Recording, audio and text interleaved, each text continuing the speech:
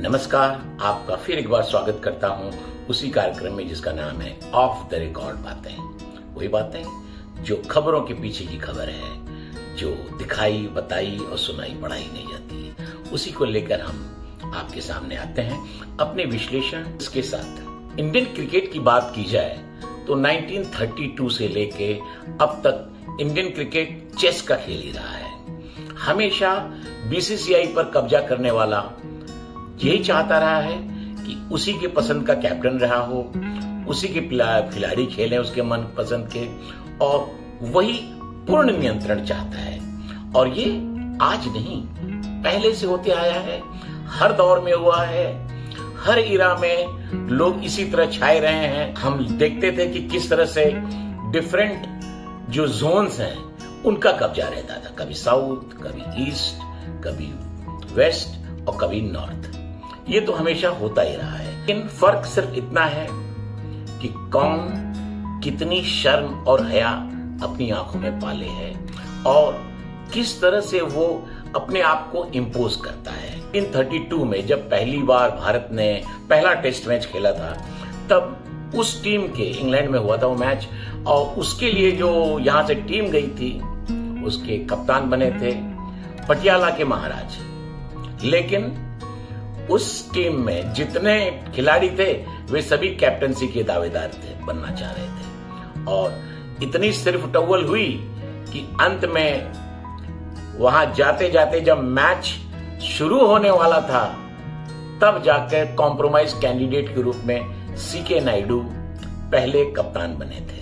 हम आज बात करते हैं आज की, वर्तमान की। वर्तमान जो स्थिति है, बीसीसीआई का जो स्ट्रक्चर इस समय बना हुआ है, आप सभी को पता है कि भारत में प्राइम मिनिस्टर के बाद सबसे बड़ा अहम पद जिसके लिए हर कोई उत्सुक रहता है वो है बीसीसीआई का प्रेसिडेंट पद, यानी कि टोटल कंट्रोल क्रिकेट का। और जब जय शाह ने बीसीसीआई पर कब्जा किया तो उन्हें पता था कि पिता की राजनीतिक पावर में ये बढ़ोतरी करेगा। और अब पहले गांगुली को उन्होंने कंट्रोल किया और वक्त देखते ही उनको भी बाहर कर दिया, और आज बिन्नी एक चक्कर गिन्नी बनकर घूम रहे हैं। और जो हो रहा है अब इसके बाद वाले, पहले टेन्योर में नहीं था, लेकिन इस टेन्योर में जो हो रहा है बड़ा खतरनाक है। वैसे तो इससे पहले जो भी प्रेसिडेंट बना है वो अपने टीम के एक आध खिलाड़ियों को पुश करता है, ये देखा जाता है और होता रहा है। लेकिन अब जो हुआ है वो बड़ा अजीबोगरीब हुआ है। हार्दिक पांड्या निस्संदेह रूप से अच्छी कैप्टनसी करके उन्होंने आईपीएल में गुजरात टाइटंस को जिताया वगैरह, सब सही है। किस तरह से किसी खिलाड़ी को पुश किया जाता है कि पहले खूब हवा चलाई गई कि सब लोग बेकार हैं, अब वही कैप्टनसी करेगा, ये वो कैप्टन बनाया। इसके बाद वनडे टीम का वाइस कैप्टन बना दिया गया है, यानी कि 1.5 काम तो पूरा हो चुका है। 3 फॉर्मेट होते हैं, टेस्ट, वनडे और टी20। टी20 का बना दिया, वनडे का हाफ कैप्टन, अब वाइस कैप्टन बना ही दिया गया है। और इससे यह साफ है कि अब रोहित शर्मा के दिन गिने चुने हैं और हार्दिक तीनों फॉर्मेट में कैप्टन बन जाएंगे। आपको याद होगा अभी पिछले दिनों बांग्लादेश के खिलाफ 2 टेस्ट मैच की सीरीज हुई।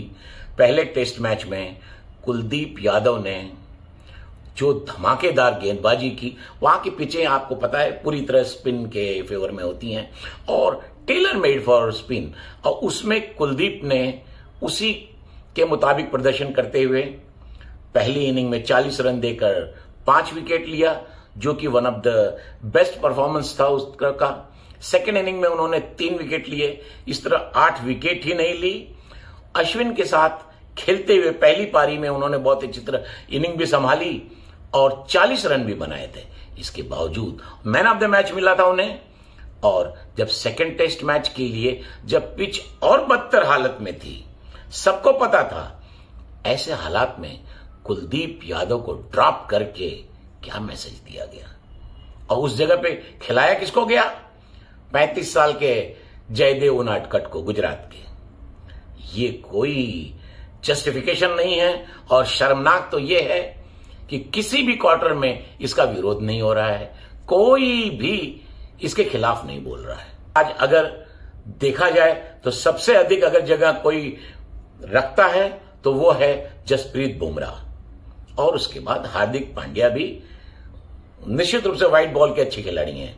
लेकिन अब चेतेश्वर पुजारा, जो कि पिछले फॉरेन दौरे में इंग्लैंड कितनी बुरी तरह वो हाल रहा उनका, कितना फॉर्म खराब था, उनको झाड़ पहुंचकर फिर लाया गया और बांग्लादेश के खिलाफ एक सेंचुरी लगा दी है, तो अगले 25 टेस्ट तो उनके फिक्स हो गए। यही हाल अक्षर पटेल का रहा, उन्हें भी लाया गया, वो भी गुजरात से, चेतेश्वर पुजारा वो भी गुजरात से, हर्षल पटेल को वनडे टीम में फिर से लाया गया है। किस परफॉर्मेंस के आधार पे ये कोई नहीं जानता। उनको लाने का आखिर कोई तो औचित्य रहा होगा। He was condemned, he was thrown out for the team, लेकिन अब वो भी हाजिर आ गए। अब घायल 2 खिलाड़ी हैं, रविंद्र जडेजा जो कि डिजर्व करते हैं, और कृणाल पंड्या।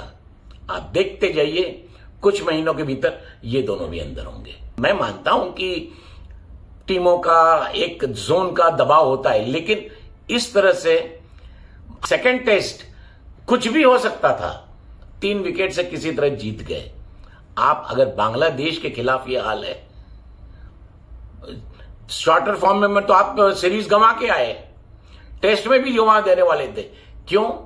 इसी पक्षपाती सिलेक्शन की वजह से।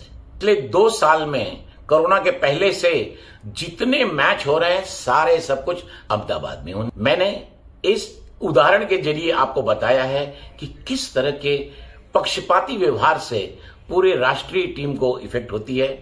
आपका मत इस पर क्या है, आप जरूर लिखकर बताइएगा, और जल्दी इंतजार करिए। फिर इसी तरह कुछ नई खबरें लेकर, खबरों के पीछे की खबर लेकर मैं हाजिर होऊंगा ऑफ द रिकॉर्ड में। और तब तक के लिए इजाजत दीजिए। नमस्कार।